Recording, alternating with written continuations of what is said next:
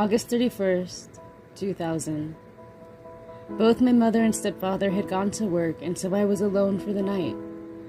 Kuji, my new pup, was still inside with me, and Lakota was down in his kennel, restless as hell. I figured Lakota was just feeling aggravated and left out by Kuji's appearance. He hadn't gotten out that day. It wasn't unusual for Lakota to stay up top in his cool kennel and den on hot summer days. He often chose it himself, walking away and retreating under the house when I came with the leash. Moreover, we hadn't been able to go for our walks lately, as it was only cool after my mother and stepfather went to work in the evening, and I couldn't leave Kuji alone yet. I had set up his sprinkler, played with him in the water, and fed him. But now I noticed that his food had remained untouched, and he paced and whined and gnawed at the chain-link gate. I was perplexed. Coda had been fixed, and besides, it wasn't even close to breeding season. I thought my new pup must have been the problem, but as he paced, he looked out of the yard, not into the house. Tomorrow, I told him mentally as I watched him pace from our huge dining room window. Tomorrow, Mom is not working. We will go for a walk, just the two of us, I promise. A couple of hours later, around 8 o'clock, it was just starting to get dark. It was quiet finally, so I peeked out that same window to see him not where he should be. I caught a glimpse of him as the last rays of sunshine disappeared behind the mountains. His ebony coat reflected the intense light of that sun as he trotted his massive frame down the line of rocks that separated us from them. He was magnificent. Just before he disappeared into the dark, he stopped at the highest rock and turned to look my way. His yellow gaze crossed the yard and pierced me through that dining room window. That striking gold against black has stayed with me all of these years and has not been replaced by any wolf dog or even wild wolf of my life since. I wish that it could have been that memory seared into my mind forever, but it wasn't meant to be. The universe needed me to see more so that I could understand better. I called my mother at the hospital. I told her that Coda was loose and had ran out of the yard. She sent my stepfather. While I was waiting, I went out and called for Lakota. Upon inspecting his kennel, I saw that he had torn through this heavy-duty chain link at the bottom of the gate. His food sat untouched. How strange, I thought, that all these months, over a year of adventures together, he had never tried to escape or run. Why tonight?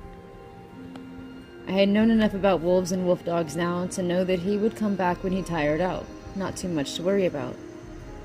Then I heard them. The ignorant, the hateful, the outsiders, the abomination of nature, the ones who had used us, taunted us, threatened us, the ones living so far out of nature's law that several members of their own family had been attacked by random animals over the years, the poachers. Suddenly I was dizzy, hot, and very, very sick. I knew that this was bad, that something defining was about to take place. I continued to tend Kuji, who whined and barked constantly. When my stepfather arrived, I blew out a sigh of relief and headed out to see what I could see. I had expected my stepfather to go inside, maybe change out of his nursing uniform, grab Coda's leash, and set out to find him. Instead, he parked himself by a garage and lit a cigarette. Carrying a dish towel around, I ran the borders of her property, calling out to Coda. I heard my stepfather whistling for him, but Coda had never been trained to respond to whistles. He hadn't really been trained at all. The outsiders were in their trucks, tearing around the property behind and to the side of us. If Coda had gone the other direction, he would have been fine. Everyone out that way knew us. It was where we walked each evening, and why wouldn't he have gone that way? But he didn't. He found himself being pursued, hunted, worn down in enemy territory. Each time he tried to make a dash back to his home, someone was there to intercept him, whooping and yelling, scaring him back to the center of their yard, back into death's waiting embrace. I ran as fast as I could back to where my stepfather was chain-smoking, still by the garage. Twisting the towel into oblivion, I stared up at his huge, imposing profile in the darkness with pure terror in my eyes. He could hear what they were doing to Coda as plainly as I could. Why? Why aren't you doing something? Say something. Save him, please. I begged with my whole heart, though I couldn't find the words. My mouth was dry, and I felt as if a whole apple had lodged itself under my throat, above my heart. My stepfather didn't even look at me. He only stood, staring out to where Lakota was being harassed, saying over and over, "He's going to get shot. He's going to get shot," like a mantra. The first shot rang out, and the sound was close enough to make my teeth vibrate. Kuji went berserk inside in the house, and I bolted halfway down the rock line. Springing up onto one of the huge flat rocks separating our territory, I frantically searched the darkness. I could hear the sound of weeds rustling and people driving way out, but I strained my eyes against the dark and saw only dim shapes moving about 100 yards away. It was a warning shot, I told myself. They've had their fun. They scared him bad. He's learned his lesson. He'd come running any minute. He'd come home. Another shot. And then another. Silence. The only thing to be heard was the ringing in my ears as the metallic scent of hot gun lingered on the breeze and settled on my tongue. My heart fell. My stepfather returned to work to let my mother know that he couldn't catch Coda. I wonder if he ever told her that he heard those shots too. I don't remember how I got back in the house, but I remember the moment that I decided that I wasn't going to wait anymore. My mother was calling every 40 minutes, and after one of her calls, I tacked up Cinnamon, one of our Mustangs, and headed out to track down Lakota, leaving Kuji to a crash course on being alone. I still believe that he was just shit scared now, and that he'd run off high up into the hills to avoid these terrorists.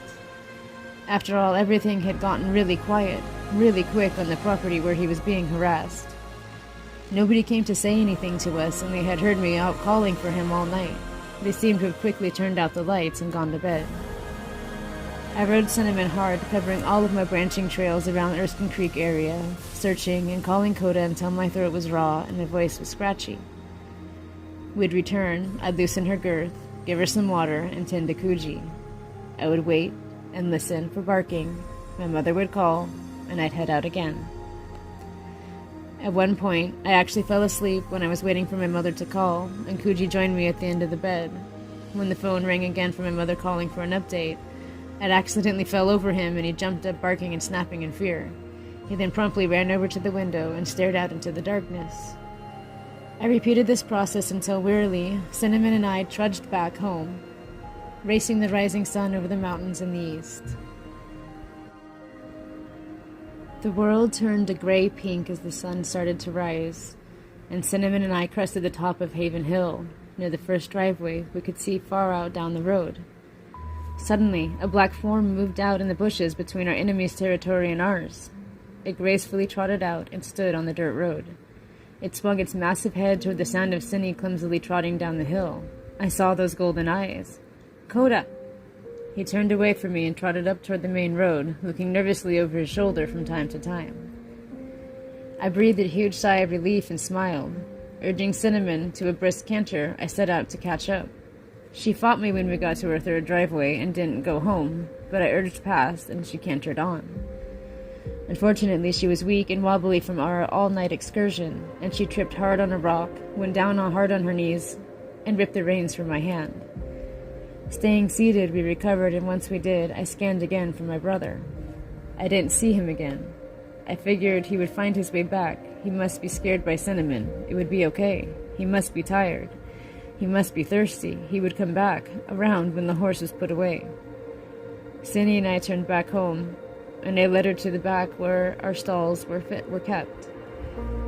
I figured I would untack her and then head inside to let my mother know that I had finally seen Coda. She would be getting off of work soon from the hospital and would be heading home. As I brought Cindy around to be taken care of, voices carried on the cool, early morning air. I looked up from uncinching Cinnamon, and my blood froze. Across the field, between us and our enemy, was an animal control vehicle. The officer was standing with the poacher. The words, "Wolf," fluttered on the breeze, and the two men worked together to heft a huge black bag into the back of the vehicle. They stood there laughing. A life had been ended. A girl was watching, just a few yards away after her life had just been turned upside down, and those men were laughing about it. I still refused to believe it. Another coincidence. After all, I had just seen Lakota, hadn't I? I had followed him. I had seen him. It's not him in there. It's not. It's not him in that bag. I never told my mother what I had seen that morning. I just numbly went to the stairs of her patio and waited for her to return. My mother and stepfather arrived home together. I told them how I had seen Kota and which direction he had taken. We changed their clothes and headed out toward the creek. I followed on foot to the place I had last seen him. Checking the powdery dirt, I found no massive prints belonging to my 140-pound brother. Not a trace. My heart once again lodged in my throat and tears stung in my eyes and nose. I went back home and started taking care of the rest of the animals. Of course, they never found him out in the direction I had last seen him. My mother and I tacked up a couple of horses. I left Cinnamon to recover. We traveled high up behind our house to the property of a friend of mine. I noticed that nobody seemed to be out that day. We got off the horses and stood on a hill, straining our eyes for any signs of life. There weren't any. Even the birds stayed in their roost that morning. No people, no dogs, no rabbits. It was as if the whole ecosystem was mourning. I started to cry. I was never going to see my brother again. He was gone. Taken. My mother set her jaw and said nothing. I wondered if she was mad at me for crying or for not doing more to find him. She mounted back up and headed home. Once we got there, I numbly untacked the horses while my mother went in to ask my stepfather to go check the shelter. She thought maybe, just maybe, somebody had picked him up. By now I was exhausted, and I went inside and collapsed on the couch and waited. When the phone finally rang, we both jumped hard. My mouth went dry and I began to shake. Suddenly, I was so cold. This still happens to me in times of stress and trauma, but it had never happened to me before that day. My mother picked up the phone and went down the hallway, started for the bathroom where she went to get privacy. She laughed a little, saying something to me that Kota must have been a bad boy and landed in jail. Thank goodness he's fixed. And then she froze. She really listened to what my stepfather was saying. Yes, animal control had picked up a wolf just that morning. Yes, we could bring him home. No, he is not alive. She turned and started walking to the patio. Her body was stiff and she was walking low as if someone had punched her in the gut. No, she said. No, he isn't. They didn't. No. She choked out the words. There was silence as she slid down the banister of the patio. Sitting there, she finally squeaked out, "Bring him home. Bring him home, Roger." She hung up the phone and made the most guttural, pained cry I've ever heard.